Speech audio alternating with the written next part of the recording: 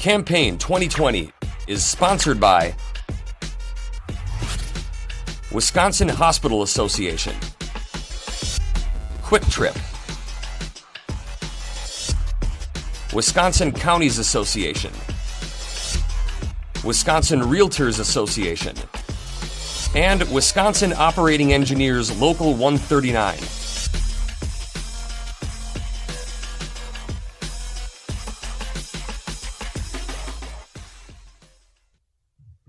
John Imes of Madison is a Democratic candidate in the 26th State Senate District. The primary is August 11th. John, welcome back to WisconsinEye. Hey, Steve. Good to see you. I have looked at a number of candidates' Facebook and websites, and I'm intrigued by something you say. We still need reforms to end gun violence. Could you give us just a short overview of what changes you'd like to see on that topic? Yeah, I think it's the automatic weapons, it's the red flags, for the violence protection orders. I think it's, I think folks that maybe are not responsible gun owners in terms of gun locks and gun safes, maybe they pay a little bit more in terms of insurance. I think it's the huge magazines that can hold a clip of, 100 bullets, that type of thing. Steve, my family has a great tradition of deer hunters. I mean, I didn't miss an opening season for 40 years. And if we're in the woods and someone walks in with an AK-47 or an AR-15 or something, we walk out of the woods. So it's really about ensuring responsible gun ownership, framing it so that we don't have irresponsible gun ownership, and then go from there. Okay, let's work through some traditional questions. You bet. You've heard the governor say the pandemic could cause state general fund tax collections to drop by $2 billion with a B in the fiscal year that begins Wednesday, July 1. If that drop off, $2 billion, occurred, would you have to cut state spending, state programs, or would you look for alternative sources of revenue, which unfortunately raise taxes or fees? Yeah, I think first of all, you find the money savers. So when you look at, how much we're spending in terms of grants, tax credits, kind of administration to attract non-local multinational corporations like Foxconn, for example, or the Amazon. We've got that all built into that. I mean, that contract with Foxconn needs to be amended. I mean, there's a huge liability associated with that. So I would dismantle all of that, and I would redirect it to other budget priorities. You could say small businesses and Main Street. You could say for schools. You could say for higher education, the UW system. But we're just spending way too much trying to attract these multinational companies to come to Wisconsin. Exports are really important. Exporting Wisconsin products out is really important. But the amount of effort and amount of incentives that we have in place, the world changed in 2020. And I think our budget needs to reflect those new priorities. So you would cut back on some of these existing tax credits and breaks rather than raise revenues. Okay, so you think you'd find $2 billion to offset any drop-off in GPR collections? Yeah, I no, that would be part of it. The other thing is we need a more equitable tax system. I mean, we had 400 filers last year that made over $3 million, got over $100 million in tax credits. That's not sustainable in a pandemic. I'm sure we're going to talk about the Medicaid money. I mean, if you had a reason or excuse for not taking the Medicaid money, of which we're one of 14 states still, even though we're allowed by the Affordable Care Act to do so, I don't know, after what we're going through now with 400,000 people unemployed, many of them who are losing their health insurance that their employers provided, how we could say no to that money. And then lastly, I think there's some opportunities in corrections. Is there an opportunity for us to release some folks that maybe were jailed for nonviolent drug offenses, and to reduce the populations, not only because of the costs, but the exposure associated with the pandemic. So you begin to add those things up, we're talking about real money. But right now, as you know, we're spending more on corrections than we are in the UW system. Part of the corrections debate and criminal justice has to deal with the question of marijuana. Do you support both medical and recreational marijuana, John? I do, and I think we should tax it. I think there's been successes in other states that have done that. And then you redirect that money to low-income areas. You redirect it for job training. You redirect it for entrepreneurship. You redirect it for addressing some of the health disparities that we have in these areas. And remember, these areas also had a disproportionate arrest rate for drug possessions. So I think you channel that money back in. So that's one. So that's a revenue upper again. And two, you also look at expunging those marijuana possession offenses for folks. I mean, that's holding back a lot of people in terms of entering or being successful in the job market. The Constitution says that the party in power in the Capitol will draw the next lines for congressional, Senate, and Assembly district lines. That's the governor wants a People's Commission to draft those lines and then forward it to lawmakers that would have to adopt it. Who's right? Well, I support the governor's call for a People's Map Commission. I support the transparent, nonpartisan model that they use in Iowa, quite frankly. I mean, this has to be nonpartisan. And if there's folks on the other side that disagree, I'm hoping that maybe we could pick up the Senate and have a real discussion, a real debate.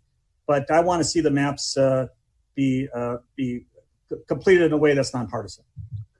Americans know a lot more about how some police officers treat those in custody than we knew 2 months ago. Do we need statewide standards prescribing how police treat those in custody, potential bans on chokeholds, bans on no-knock warrants, keeping a database of officers who most often use violence? Yeah, I think we do. I mean, that's really the stuff that was in the governor's and the lieutenant governor's 9-step plan. The Justice and Policing Act that the House Democrats just passed on the federal level. I think there's some good things there. A primary goal of our campaign is to enact high road progressive policies that create a more equitable, a more just, a more sustainable and inclusive economy that works for all. And we're not going to achieve that goal amid ongoing problems of systematic racism or unequal justice or police misconduct that's often racially motivated. So I support what's in the governor's plan. There's other good plans that are out there. I mentioned the Justice and Policing. The Obama 21st Century Policing Initiative had really good model legislation, had a really good toolkit. I think maybe the only thing that's missing in the governor's plan is that addresses racial profiling. I think that's one area. Another area I think is equipping officers and properly operating body cameras. We've had body cameras in the village of Shorewood Hills for the last 2 years, and that was an easy call. I mean, it protects the public, it protects the officer. If you want accountability, if you want transparency, you want justice for all, I think those are some of the elements you need to have. Okay, you've worked on energy and economic development issues, so you're well aware of the property tax debate. Yep. Wisconsin has some of the highest property taxes in the nation, which has led to the caps, the limits on what school districts, local governments can levy in terms of property taxes, although they can always turn to referendums if voters approve. Would you vote as a senator to keep property tax caps and limits in place? Well, I'm a finance chair, so I'll be working on the budget that's coming up. I want to see more flexibility for units of government. As you know, for municipalities that are landlocked, for units of government that aren't able to grow because they're not located near a transportation corridor or whatever it is, they are really hamstrung by the freeze. So I would set it up so that you could have it so it's the growth could be tied again to new net construction like it is right now, or a floor of, let's say, inflation, or maybe a 2% floor. And then each unit of government can work within that range. Right now, we're not treating units of government in a way that is good for governance. I mean, they're not able to provide the services that their residents expect. The low-hanging fruit is gone. As you know, this freeze has been in place for a long, long time.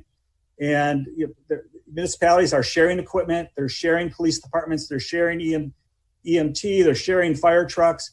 That low-hanging fruit is gone, but they're at the point now where they can't complete their streets. They can't do the basic things that units of governments need to do. So let's make it much more flexible. Let's give them local control.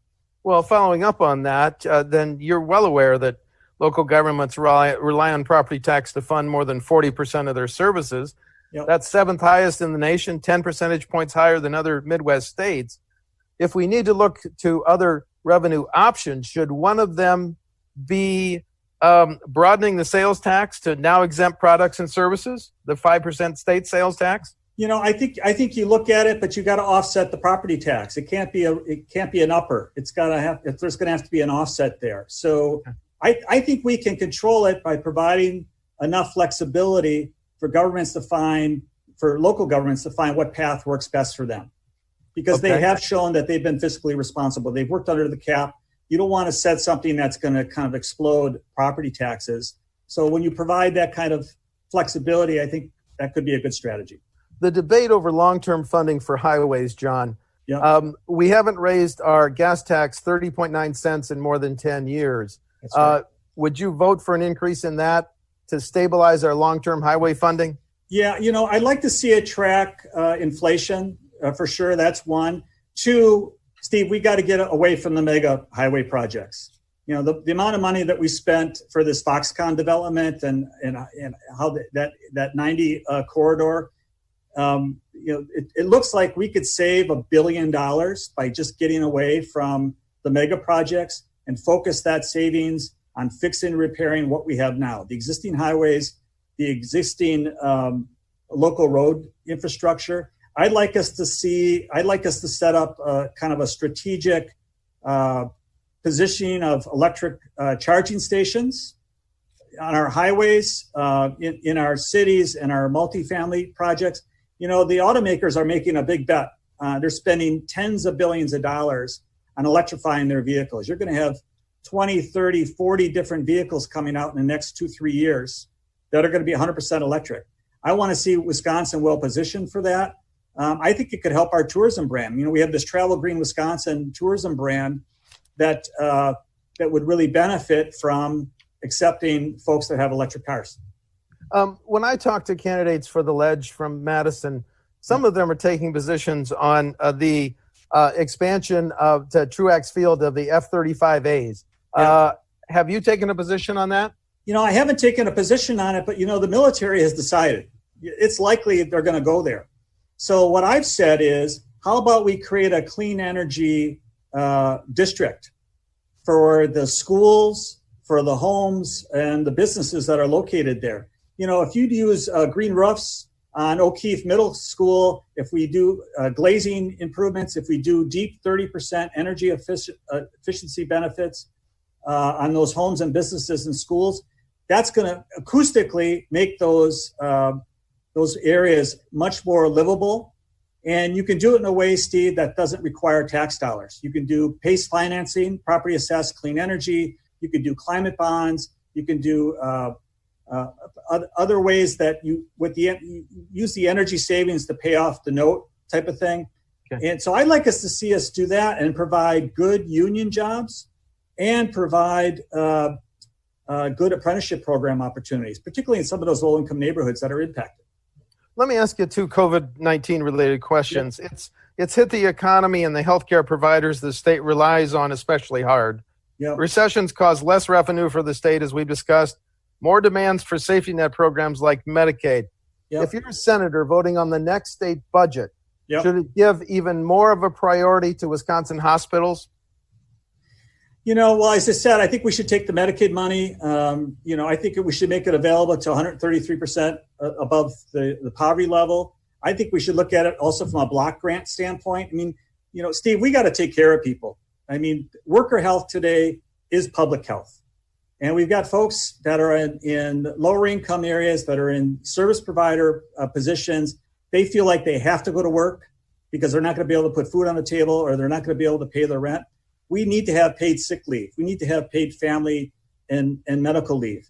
So I'd want to see us use some of the Medicaid money for that. In terms of hospitals, the hospitals have really been hurt by the curtailment of all the elective procedures, particularly the rural hospitals.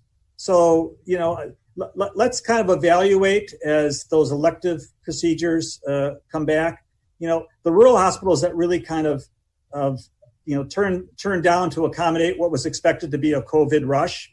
that really didn't come in some of the rural areas. They impacted Racine, they impacted Milwaukee, they impacted Dane County to a certain part. So as long as we're prepared to handle that level of disease and sickness, I think the elective surgeries, I think the other things that are going to come back are going to help hospitals. And then there was quite a bit of money in the CARES Act that is made available to hospitals as well. So in terms of my budget priorities, that's not one of my top ones right now. Okay. Should businesses that follow all the prescribed COVID-19 practices and recommendations be immune from frivolous lawsuits, John? I don't think so. I mean, this campaign is about putting people first. So creating a liability shield, potentially for a business that is not making investments in practices, technologies, mindset, or whatever to protect their employees, I have a problem signing on to that. So it's going to be difficult for the employees, I think, to kind of prove that exposure. Did it happen at work? Did it happen on the way to work? Did it happen, somewhere else? But I don't want to provide that provision. I don't see it necessary. I mean, we really have to focus on protecting our employees, meeting the public health protocols so businesses can stay open and be safe. Okay, you've got experience in local government. So how about this question? Yep. A study found that in 2015, outstate contractors were awarded $72 million in public works projects by local governments. Yep. That doubled to $146 million in 2018. The question, should bidding standards and requirements give preferences to Wisconsin companies when local governments authorize public works projects? Absolutely. when the 85-year tradition of prevailing wage went away, this is what we feared, that you'd have out-of-state companies coming into Wisconsin doing these jobs with cutthroat pricing, not paying family supporting wages, not providing benefits. I've actually been an advocate on the local level for a responsible bidder ordinance that would give additional points in the procurement process for your local company, your Wisconsin-based company. Boy, in some cases, just in terms of how you treat your employees, what kind of benefits that you provide. You could even add some environmental criteria, like do you have an environmental management system and other criteria. So I'm in favor, again, providing responsible bidder so that those jobs are Wisconsin companies and Wisconsin employees, particularly with what we're facing with this pandemic. Okay, two final questions. The first one is, we've talked a number of issues. Is there any one issue that is central to your campaign that we haven't mentioned yet? Well, I mentioned we've talked a lot about recovery. I think that's really important. We've talked a lot about putting people first. I also want to talk about long-term resilience. And I've been a strong advocate for a Wisconsin Green New Deal. I think the state is well positioned to lead in this area on 100% clean energy. You look at the research and development capabilities of the University of Wisconsin. We've got clean air and clean water for the most part. We've got a tremendous work ethic in the state. We've got big agriculture. We have the number one forest products and paper industry. And as you know, we have this tremendous ethic and heritage of environmental leadership. You could say that goes back to the Native Americans and then luminaries like Aldo Leopold and John Muir and Gaylord Nelson. So I think there's opportunities there in terms of clean energy, in terms of rethinking transportation, in terms of regenerative agriculture, in terms of clean infrastructure and protecting natural lands in a way that'll provide jobs and opportunities. Steve, there's 8,000 parts to a wind turbine. I'm from the Milwaukee, which was the tool and die capital of the world for 100 years. I want to see those parts made in Wisconsin versus coming in from Germany and the Danes and some other things. So I view that as a growth opportunity for Wisconsin, one that's consistent with our heritage and values. And then the final question, do you want to highlight differences with you and your primary opponents? The 26th is an open seat. Yep. We're almost out of time, but differences? I think it's experience in the district. I mean, I think I'm the only elected official in the district as a nonprofit leader, as a small business owner, as an elected official, as an environmental manager before that. I've done a lot of projects in the district. I've done 5,000 doors in the district previously. I've done 2,500 thank yous. I'm pretty well known. And I think if you're going to be a senator, you should know the turf. You should know the people. You should be involved in the projects in your own backyard. And I'm looking forward to the rest of the campaign. Thank you. John Imes is the Democratic candidate in the 26th Senate District. The primary is August 11th. John, thanks so much for sharing time with WisconsinEye. Steve, you're awesome. Great to see you again. Thank you, my friend. Thank you. All right. Be well. Bye. Campaign 2020 is sponsored by Wisconsin Hospital Association, Quick Trip, Wisconsin Counties Association, Wisconsin Realtors Association, and Wisconsin Operating Engineers Local 139.